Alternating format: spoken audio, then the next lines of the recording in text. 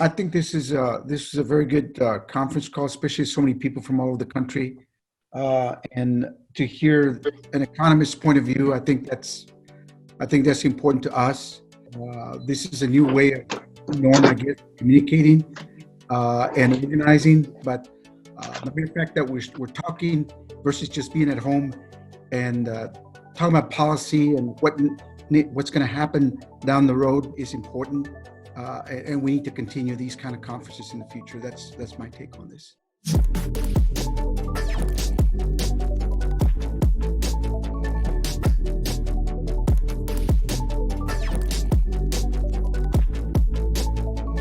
As many of you know, we have a practice of conducting seminars to help us think about our work both locally, regionally, and nationally, to experiment with it and pioneer it at the regional level in this time of crisis. And so we've got two special guests who are going to help us with that. And we've designated a leader from each state to introduce themselves, where they're from, and the organizations that are involved in this call, and if you can, the numbers who are involved in this call too. Good morning. Can y'all see me? This is Keith Fletcher from Little Rock, Arkansas. My institution is City of Refuge Community Church, and our organization is the Greater Little Rock Organizing Committee, and we have 6 leaders this morning on the call. Excellent. Missouri. Good morning. This is LaKenya Roberson from United Food and Commercial Workers Local Labor Union. This is Allison from Michigan from the Grand Rapids Organizing Team, our pre-sponsoring committee in Grand Rapids, and there are 7 of us on the call. Good morning. This is Theron Jackson. I'm the pastor of Morning Star Baptist Church in Shreveport, Louisiana. I'm with North Louisiana Interfaith and Together Louisiana. We have organizations in 11 cities, and we have 39 leaders on the call. Very good. Mississippi.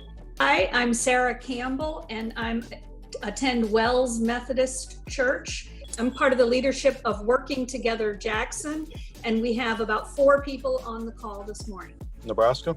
I'm Sherry Cody with Omaha Together One Community, and we have 6 people on this call.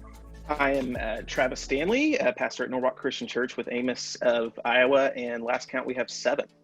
Good morning, I'm Dana Loy from St. Thomas More Parish in Norman, Oklahoma, and I'm here with leaders from Voice in Oklahoma City and Action in Tulsa. We have 9 people from Oklahoma on the call. Colorado. I'm Joyce Brooks from Colorado for the Common Good in the Denver metro area, and the institution I'm from is Colorado NAACP, and we have 2 IAF organizations in our state, Mountain Voice Project, and we have 9 people total here today. Very good. Arizona. Deacon Martha Seaman from Valley Interfaith Project, and our statewide network is Arizona Interfaith Network, which includes Pima County Interfaith, Northern Arizona Interfaith, and Southern Arizona. New Mexico. Dan Frampton with Albuquerque Interfaith. We have 18 member institutions and 7 people on the phone today. Excellent. Nevada. Good morning. I'm Paul Hansen from Las Vegas, Nevada, with Nevadans for the Common Good. We have 45 dues-paying institutions in Southern Nevada with a pre-sponsoring committee building an effort in the north, and we have 7 of us on the call today. Hi, everyone. I'm Janet Hirsch, a member of Temple Isaiah and a leader with 1LA. Today, I'm proud to represent the IAF organizations from California. On the call today, we have 35 leaders and 9 organizers representing 5 different broad-based organizations and 2 sponsoring committees. Our organizations span from LA and the Inland Empire in the south, to the Central Coast and Central Valley in the middle, to the Bay Area and additional counties in the north. I'm very excited to be here today. The state of Washington. Hi, this is Sheila Collins with the Spokane Alliance, also representing Sound Alliance in the Seattle area. There are 8 of us on the call today. Okay. Oregon. This is Mary Nemmers, Metropolitan Alliance for Common Good. Montana. This is Casey Dunning in Missoula, Montana. We have 1 organization in Montana, 35 paying members, and I have 3 people here on the call. In Texas? Good morning. I'm John Ogletree from TMO, the Metropolitan Organization of Houston. Today we are 68 strong. We have clergy leaders and organizers, including Bishop Kelly from the Catholic Diocese of Dallas. We represent San Antonio, Dallas, Central Texas, the Rio Grande Valley, West Texas, Del Rio, and Houston. We're also very pleased that we have representatives from our sister region, Metro IAF, and Martin Trimble. Could you introduce your folks? Hey, I'm Martin Trimble, along with Ernie Cortez. I'm the co-director of the Industrial Areas Foundation and responsible for our work east of the Mississippi, which is in 12 states, and we have 22 organizations and 3 organizations that are about to launch this year. And I believe there are 10 or 12 leaders and organizers on the call. So as many of you know, we've all been adjusting to a new reality and trying to figure out how to continue to move to action and not let social distancing turn to social isolation. So we have all been experimenting with civic academies where we're gathering groups locally and trying to give people the tools they need to interpret what's going on, to gain access to services from the stimulus, and just to help us kind of figure out how we act with one another in this very strange time. So part of the reason why we wanted to do the call today was to hopefully stir your imagination for how you might pull together leaders in your local projects and teach and interpret some of the aspects of what's happening, whether it's the stimulus, how to access unemployment insurance, and also just the larger economic lessons that we probably need to reteach in this time, particularly why we need a public sector and why the government is so important. If we don't understand that now, we're never going to understand that. So we feel like there's some opportunity here, and we have 2 guests with us today who are going to try to give us kind of both a macro and a little bit of a micro picture of the stimulus, both in terms of what's in it and what it does, what it doesn't do. Also, the implications of that for retirement, which I don't know if any of you have looked at your 401ks, but I am not looking at mine. I have sworn it off, but there's a lot of implications for what's happening now. So we have TERESA GHILARDUCCI and her husband, Richard McGahey. I'm really glad to be back with you. We met a couple of years ago when I was still teaching at the University of Notre Dame, where I was there for 25 years and worked with the communities there. I'm a professor of economics at the New School for Social Research, and I was 25 years at Notre Dame. Hi, I'm very happy to be here. I'm also at the New School at a research center there. I am a PhD economist with a lot of policy experience. I was the Assistant Secretary for Policy at the US Labor Department in the second Clinton term. And I also have philanthropic experience at the Ford Foundation. And so hearing all these communities around, both Teresa and I have links in a lot of the different communities here. So it's a great honor to be here. I have 3 points in just of setting the landscape for what the economy is doing as an economist. The first point is about what the economy looks like, the best predictions. The second one is how this recession and the government response to this recession compares to the other deep recessions we've had. And then the third point is the false trade-off between public health and the economy. I want to address that. So first, here's the landscape. Bank of America, Deutsche Bank, Goldman Sachs are predicting in the next quarter, that's the 3 months between, so it's April, May, and June, that the economy will drop 12 to 24% GDP drop, which may yield a 30% rate of unemployment. This is a big deal. In the 1930s, the place we always go back to, there was only a drop of 12% GDP. And during that period between 1930 and 1932, the unemployment rate went to 24%. But again, it was gradual. Let me give you a metaphor for how this induced recession is different. We all could run a marathon if we had a week or 2 to do it. What's remarkable is when someone runs a marathon in 2 hours. So this economy is going to decline like the Great Depression, but in a much shorter period of time.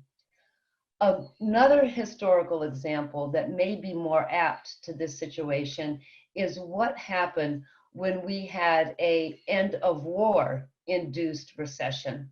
When in 1946, the economy in 1 year dropped by just 11%. But again, that was over a 4 quarters or a whole year. Now we're talking about 12 to 25% drop in just 3 months. But I want to point out what will make this different than those recessions is the government response. Though the drop is unprecedented, no economist expects the decline to last another 4 years like it did in the 30s and even in the mid 40s, because the government the Federal Reserve and Congress has learned a few things. We have never seen Congress and the Federal Reserve respond so quickly to a downturn. The Federal Reserve is doing everything it can to extend credit to every sector of the economy to ensure or to help small businesses up to the very largest banks not cease operations. So we're seeing bailouts, gifts, and monetary policy that will extend credit. We are seeing the government triple the stimulus and relief compared to what we did in 2008. Former Bush Republican Treasury Secretary Hank Paulson was interviewed a couple of days ago, and he said the 2.2 trillion is not enough. Mnuchin today is speaking to Nancy Pelosi. There is a complete bipartisan agreement that we need more relief. So for the organizers out there, it's not the unemployment that hurts people so much or hurts the economy so much. It's the income loss from unemployment. So if the fiscal policy or Congress can help relieve those income loss to households and small business. So unemployment with income replaced is better than just plain old unemployment, the kind of unemployment we had in the Depression and also actually in the 1940s. It's not as good as work preservation policies like Germany has, but we saw in the Phase 3 Paycheck Protection Act, we are trying to pay at least small business to keep their workers employed. Furloughed is best, but laid off is second best with income replacement. So the last thing I want to talk about is this so-called war between the scientists and the economists, but a marginal group of economists. And we're seeing them circulated through Fox News and in the fringe economic discussion. This is what I would call the people versus markets idea. Should we let people die so that the markets maintain? Or it's also been tweeted out by the president as, is the cure worse than the disease? And the scientists and the public health people have really won out on the economic argument. So I'm going to be a little slower on this one. If we don't actually quell economic activity by shelter-in-place orders, as we all are doing now, which means 30% unemployment, we will have massive amounts of people going into our healthcare system, and that would crash the official healthcare system and also the unofficial economy that forms households, the unpaid care work. So it's wrong to think that we can just take the deaths now and not have continuing economic losses. So that's my response to the people versus markets debate. And I'm done for this part. Okay.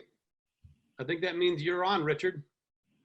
Great. Well, that's a great transition point from Teresa, because actually economists of all political stripes, even very conservative ones, reject this idea that there's you can have some clean trade-off between the economy and the health system. It's not, but it's a fringe kind of belief.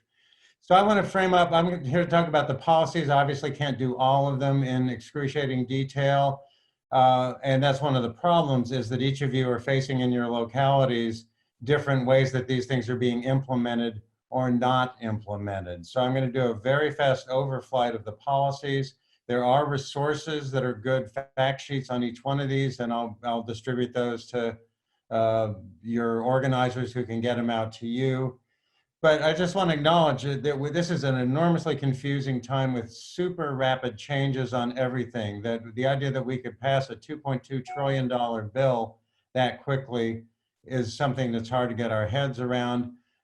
And what's happening is that we're pushing a lot of that money through existing channels that weren't designed to handle this. So that I'll talk a little bit about what's authorized, and a little bit about implementation problems, which all of you, I'm sure, are hearing about hourly from the people you work with.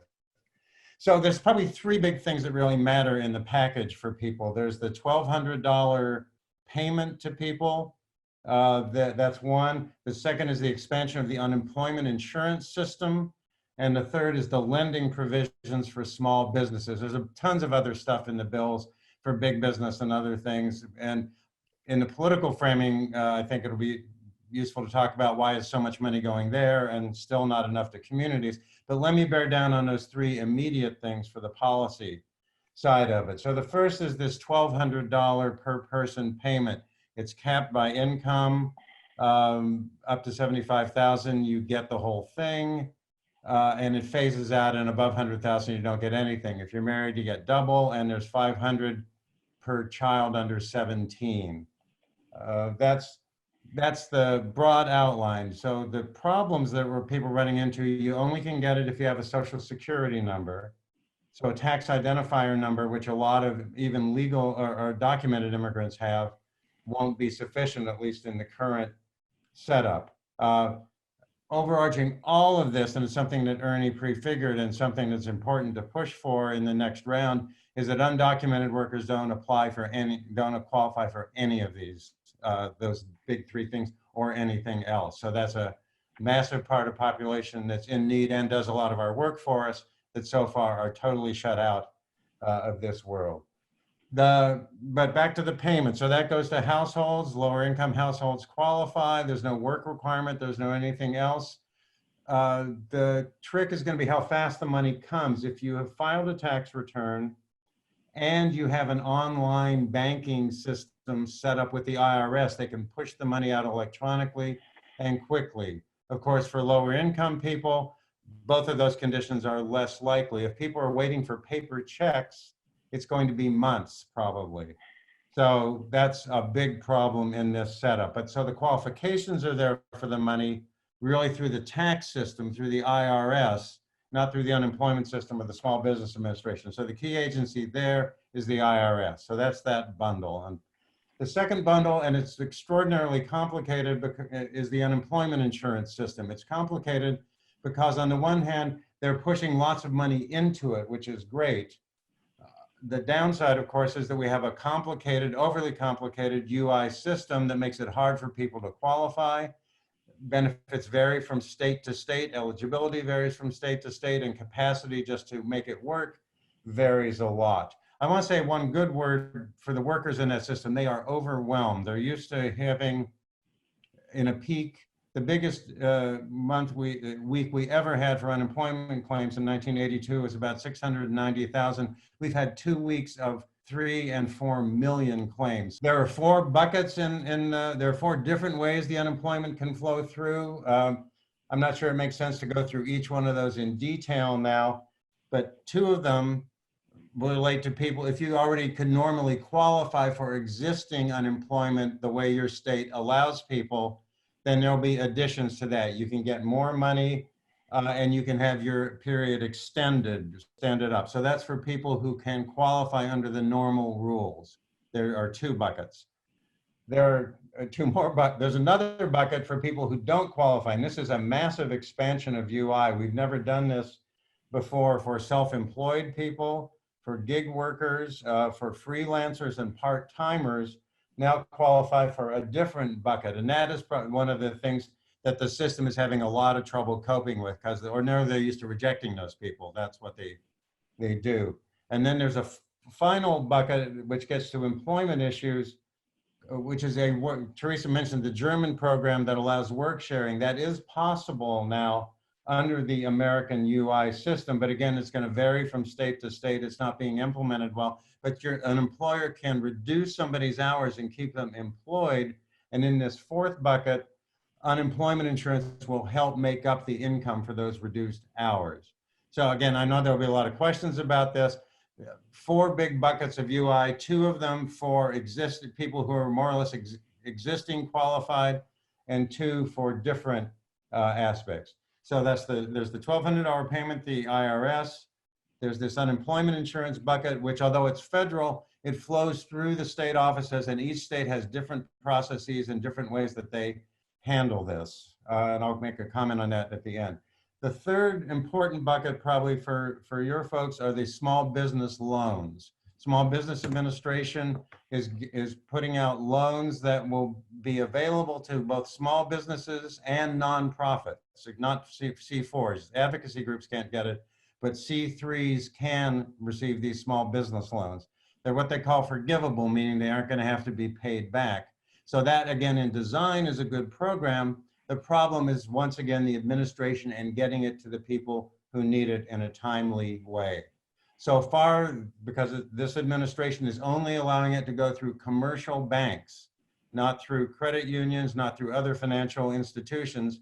And it's even narrower so far that those banks get to design their own policies for who they prefer, and they're using their own preferred customers, people who already have an existing credit relationship, a previous loan from the bank, or a credit card. And just to make it really crazier, different banks, Bank of America has slightly different standards than Citibank, than Wells Fargo, and they're being allowed to do that. So there's a pressure point we need to deal with. But for people wrestling right now with how do I qualify for one of these loans, it's kind of a triage. People with existing credit relationships with banks are in the best position to do it, but it's also first come, first serve. So there's kind of a free for all. We're going to run out of money in that program. It's likely it will be re-upped. And at that point, that'll be a good time to try and fix some of the problems we're seeing emerging. So 3 important buckets: the payment through the IRS, unemployment insurance through your state unemployment systems, and the Small Business Administration loans right now only going through commercial banks, but that should be pushed open as rapidly as possible for other financial intermediaries. There are a million problems emerging. You're hearing them probably more than I know about, but here are just a couple, and these are, some of these are things that can be dealt with right now with pressure, and some of them will have to wait for the phase 4. Right now, people are gonna say, and I'm sure people are hearing this a lot, that you go to the state unemployment agency and they say, the feds won't let us do that, right? Oh no, the federal rules don't let us do this. Some of them are genuinely confused about what they can do, but it's also become a response that they always blame the federal government for things that they are allowed to do. So getting materials together and showing those offices, as well as pressuring your state agencies that these things can be done, they are legally allowed, is one important thing that you all can do. And they're good. I'm channeling a lot of other people's expertise here. There are expert organizations on each aspect of this that can help provide materials, which I can share with all of you and share the links to those organizations. So that's one important thing right now. Push the state agencies to catch up to the new reality, and don't let them do what they often do, what they're used to doing, which is we're trying to reject beneficiaries, right? Right now, they're supposed to be welcoming them in, and they don't fully understand or appreciate that. Richard? Yeah.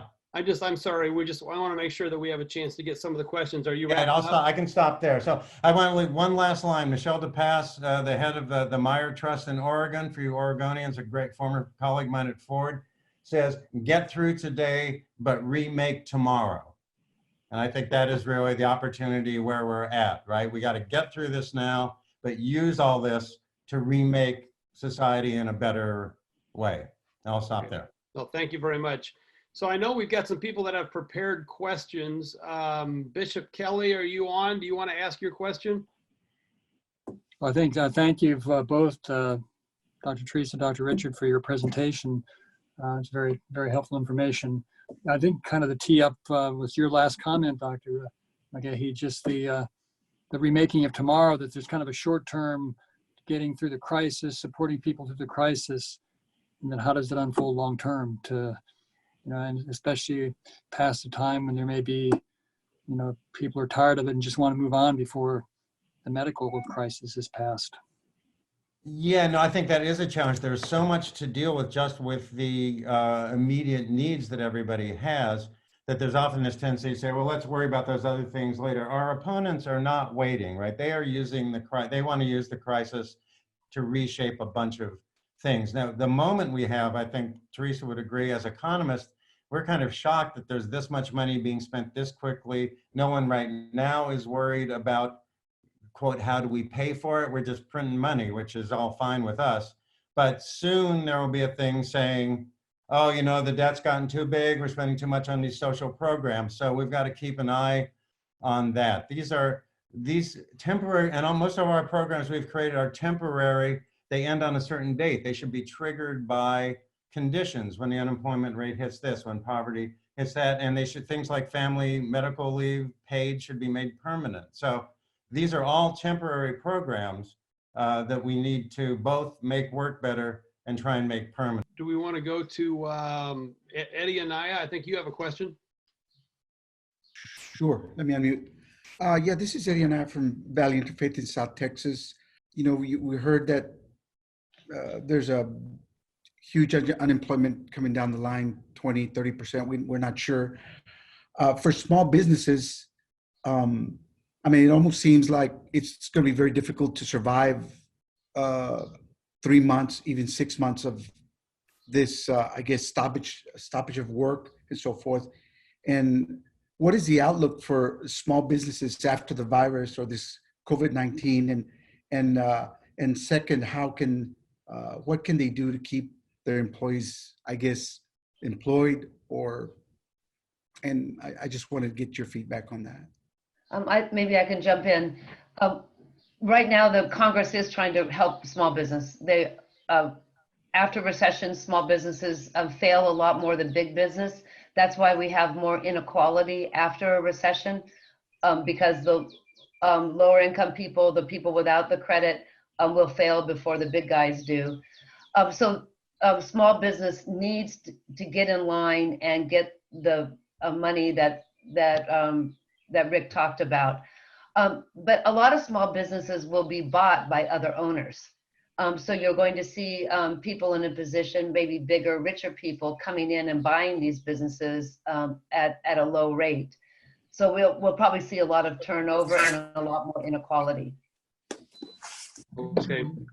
Yeah, and just quickly, again, if they can get into this program, the SBA program, so that should be pressed to get them up on the line there, the loans will cover up to 75% of payroll, and they'll be forgiven. That's basically a grant to the firm. The trick, of course, is letting them get it. And they can even rehire workers who they've already laid off and pay them under this system, but it's only for a few months. So in the phase 4, we got to make this program much bigger, much longer time duration. Thanks. All right, Ernie, we can see you. Do you have a question, Ernie? Yeah, Welcome. I fell over yesterday watching David Brooks echo Jamie Galbraith saying that this was a fiscal disaster, the bill, because we didn't do what the British did to pay businesses to keep their workers working and pay 80% in Britain, 75% in Denmark of their salaries. And is there a way to either manipulate the existing legislation or focus on adding that to whatever new legislation comes down the pike? Am I being clear? Yeah. My own gut tells me, but there are others who are more expert on this, it's probably the new thing. Right now, the 2 pipes we have for keeping businesses going are a work sharing procedure in unemployment insurance, which requires getting UI to approve it, or these small business loans, which means going through all that. We aren't using the IRS, the third big pipe I mentioned, which could just push money back out to the tax system to all these firms. And that would, like Denmark and England and a bunch of places are doing. So right now, I think the legislative infrastructure that we passed wouldn't make it, we couldn't do that kind of program, but we should. Should we be pushing for that, Rick? I think so, yeah, because the cumbersome nature of the programs we've got set up mean that a lot of small businesses are going to go under, and a lot of workers who should be getting income are going to have trouble getting it. The way to go about it is actually at the state level. There are a lot of examples of states that have good work sharing and a lot of states that don't. So what we can look at is best practices by states to have the work sharing, and then you get subsidized by the federal government. So at the state level, I would push for the state unemployment systems to beef up their work sharing programs. That's just a real practical avenue. Hey, Ernie, I was going to go ahead and have Teresa finish with her next presentation. Is that okay? You want to go ahead and do that? That's mighty fine.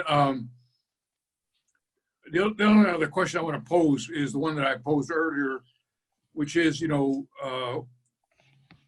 Saib was making the point that we have a $22 billion economy. Is that correct, Teresa? Yeah, that's right. Yeah. Well. And we're now talking about putting in $6 billion into that economy. And at some point, somebody's going to say, wait a minute, how can we do this? What is the answer that we need to put together to answer that? Right. So this is what I said before is we have about an $18 trillion economy, and the first three phases put in $2 trillion. That's 12%. We're now probably going to double that. It's another 24% of money from government. If you all remember your economics, there's the households, the businesses, and government is now doubling. There's going to be a backlash. As we know, every progressive move elicits a backlash. And so we have to be prepared with economic arguments to say, as long as we have people who are unemployed and small businesses and big businesses that are shuttered, and we have work to do, then government spending, filling in the gaps for where the private market has failed, is appropriate. So we just have to retool our anti-austerity arguments and our arguments for a strong public sector. A Green New Deal, I suspect progressives will push forward to make this crisis and the emergence from the crisis much more green. So I applaud the work of the eco-economists. Thank you. All right. So Teresa, do you want to go ahead and do your piece? This I'm going to go much more direct to households and what's happening to our neighbors and to our economies. And this is to draw your attention to a group that has often been left out of not on the ground organizing because they vote, but in the progressive community. And I've really been pushing hard to make sure that our progressives understand that as the workforce is aging, we are experiencing a new kind of vulnerability and a new kind of discrimination. 40 million people out of 130 million people are working who are over 50, and that's only going to grow. And in this recession, there are two major risks. The first risk, because of the weird nature of this recession, is that older workers are disproportionately represented in the front lines. Personal and home healthcare workers, healthcare workers in general, not at the very top, but at that whole other level, food distribution, truckers, much greater disproportionately represented. And these people, because of the nature of this virus, are much more at risk than the younger workers. So what the Democrats are doing now in phase 4 with the help of the labor movement is pushing through much more worker protection. That's important for older workers. But I'm going to take the next 4 minutes to talk about a whole other group of older workers. And these are the tens of millions that will be sidelined and probably sidelined permanently. They will be pushed out of the labor market. Either they'll drop out or they will take a lot more time to be rehired. That will affect their economics for their entire life. So I am looking at the numbers. We have a model to predict it, that there will be tens of millions of middle-class workers, people who lived at middle-class living standards, who will be poor or near poor because they've been prematurely retired or sidelined in the next 10 years. So in terms of political action, this downward mobility will become a very important force. I used to predict 8 million. I'm now predicting about 20 million. Therefore, the first thing we need to do is to push to lower the Medicare age to 55. The other problem is that we have now 60 million people who are getting Social Security benefits, either worker benefits, survivor benefits, spousal benefits, or disability benefits. And we should revive Elizabeth Warren's plan to increase those benefits up by $200. It's a very progressive move because $200 for people who are getting $1,000 per month is a lot bigger percentage increase in their income. And we could do it next month with just another appropriation. And I am shocked that that's nowhere near the negotiations that I've heard of for phase 4. That's a national policy, not state level policy, but we should be pushing for that. The other thing that's happening is that employers are using this recession as an opportunity to cut back even more on their contributions to retirement plans. So for the older workers that manage to keep their jobs, employers are stopping their retirement matches. That's a fatal flaw of our pension system, that it's voluntary. All other countries mandate employers have a fully funded tier on top of Social Security, and now employers are taking federal money, but also cutting their matches. And in phase 4, we should fix it so that no companies getting aid from the federal government, either through small business or through their bailouts, should be able to stop contributions to worker accounts. Also, Congress snuck in a really bad policy for older workers. Now, this may seem like good policy, but it's a bad policy. It is increasing the risk of a lifelong poverty at the benefit of employers. Congress allowed pre-retirement withdrawals without tax penalty. Now, that seems great, that we can save our current selves by drawing from our 401ks without the restrictions and without the penalties. But what that does is put the burden of retirement security onto the individual. So we have just given a red carpet to people to steal from their future selves by saving their current selves, and that's cruel. Union members care about fixing what's called the multi-employer funding problem. That may be very relevant for some of you in some communities. So we already are seeing that phase 4 is going to implement what's called the Butch-Lewis Act, and that helps multi-employer plans. That's important. It's a progressive move because most of the people who are in Teamster plans or janitor plans or construction plans are lower income, even though they're workers. I think this is an opportunity to really point out how fatally flawed our individual commercial, the individual bears all the risk retirement system that we've experimented with in the past 40 years. We need a public option for pension plans, and we need to mandate that employers pay for it. And there's a lot of proposals for that. So Janet, do you want to ask your question? I'm wondering if this opportunity also allows us to do something about the flawed sort of immigration system. And if you can think of ways that we could be pressuring the federal government to increase visa quotas, new kinds of visas that could be reinstated to help us get through this? Rick and I were just talking about this at breakfast. I fear that we are going to come up against a very anti-immigrant political environment because of the unemployment. It was easier to make a pro-immigrant argument when we had tight unemployment. So we have to be very careful and very prepared for the anti-immigrant.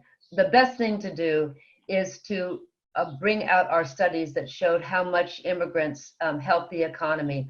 I think I have a way to do it very practically. There are two kinds of people that help our elder citizens and our disabled citizens. care and home health care the fastest growing and the largest growing occupation in the next 10 years.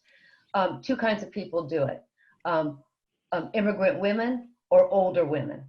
So if people want to be taken care of, we're going to need that immigrant group. So we'll have to make sure that we expand visas for that group, low-income group, not just the top. So I would go occupation by occupation, area by area, and remake that argument, but it's going to be pretty bad. From Tanushree Isaacman, what are the shifts in labor sectors that you see? Which sectors do you see disappearing? Which sectors do you see strengthening and expanding? And then a second question from Khaled Hudson in Baton Rouge. What about subcontractors and contractors that are not traditional employees? How are they affected by what has passed? Subcontractors, non-traditional employees in the short run are eligible, at least for the unemployment insurance compensation piece of this. So freelancers, subcontractors, etc. But again, it's in this time-limited short-run thing. So we have to, but that's an opening, and it should now be wedged more open to try and make that permanent, as long as those, we also care about labor standards, right? So we don't want to, there are some good things about being more formal employees, payment into Social Security and a bunch of other stuff. But it is an opening now where non-traditional forms of work are being allowed into UI, and that's an opening that we should try and push forward with the right labor standards. The St. Louis Fed a couple of days ago had a really good study looking at all workers and to see which occupations will expand, which ones will contract. And the diffusion index that comes from the Labor Department that points out how uneven a recession is affecting different sectors is actually very big. This is not a widespread recession affecting everybody. So 60% of the job losses just last month, and this was measured from the first week and midweek of March, came from food service, as you would expect, in restaurants and bars and taverns. The expanding sectors were in food distribution and in warehouse. As a political economist, I'm also concerned about what kinds of employers are being benefited. Amazon, the bigger, stronger employers are going to survive and are even expanding. Facebook, Zoom, they are benefiting. I'm also in a lot of investor calls from Goldman Sachs, and they see an expansion in the pharmaceutical industry. So we are going to, we do need to push small business and those businesses that might be involved in infrastructure programs, making sure that contracts go out to other people. The unemployment report showed that social assistance services have actually, even though they're funded by the government and they're vendors of the government, they lost a lot of employment. Right when we need a lot of social work and other kinds of assistance, we are seeing them being laid off. So I would like to see special attention to assistance programs in the new legislation. And that will probably have to be through the channel of more state and local funding from Congress. Yeah, All right, I know. Can I just emphasize quickly that point Teresa made? There's no money so far in these big things for state and local governments, but their tax bases are collapsing. And they are the funders. They both provide direct services, but as you all know, they also fund this vast web of nonprofits. And we've got to do something about state and local finance. Okay, Ernie, did you want to say, you want to ask a question? I just want to call everybody's attention. We're at an hour now, so we're going to wrap up here in the next 15 minutes. Go ahead, Ernie. Real quickly, I think we can impact, correct me if I'm wrong, Teresa and Rick, we can impact undocumented workers if we focus heavily on food distribution, restaurant employees, people who work, again, in healthcare issues, that those, and construction workers, those are all areas where there are lots and lots of undocumented workers. And if we focus on, I'm sorry, go ahead. No, Ernie and Janet, you are onto something. The work sharing programs will help those workers a lot more than the unemployment expansion because you have to be, and also those checks, you have to be more documented to get unemployment and to get the checks. and there's more forgiveness if you keep the job. So to help that group, I would be really focusing on expanding the work sharing at the state level. And Ernie, as part of what you were suggesting, knowing the politics, to not focus on undocumented workers explicitly as a class, but to focus on classes or sectors of the economy where they're heavily present, because that's going to be a lot more politically possible. That is absolutely correct. So think hard about who is going to be, distributing the food. I mean, they're telling us go to the store if you have to, but it's much better to have your food delivered to your home. Who's going to be the person who's going to delivering that food to your home? Okay. Yeah. So we can, as Martin Trimble suggested, work with employers of people who are in construction, who are in food delivery, who are in healthcare, et cetera. Yeah, good point. Yeah, so I know we're at about 5 after. Go ahead, Rick. Social services, childcare really are very important for people as well. Yeah, just monitoring on the on some of the questions there. People would like to know a little bit more about the work sharing and kind of what's behind that. Yeah, I sent. It's hard to explain it all, but it's something that states can authorize through their UI systems.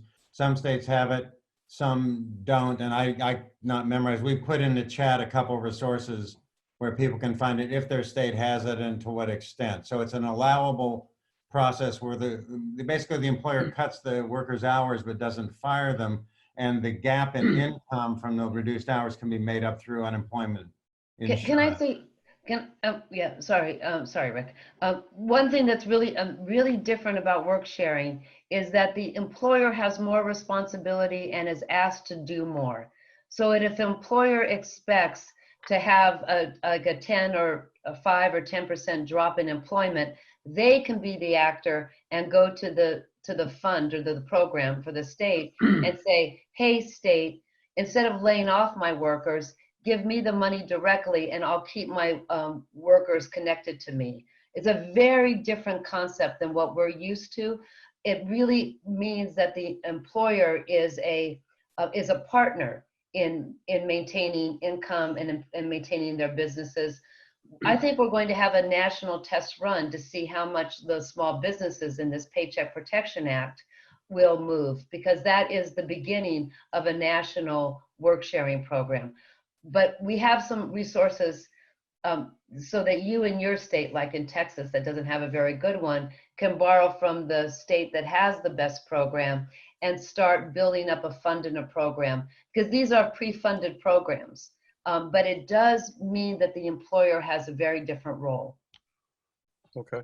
The other thing that we would like to, and we're grappling with this in a lot of cities, is congregations are looking at, whether these are good loans to go out through the SBA route. I don't know if you have any advice on that, but what you said previously is it looks like that this is open to a lot of local interpretation and corporate interpretation as well.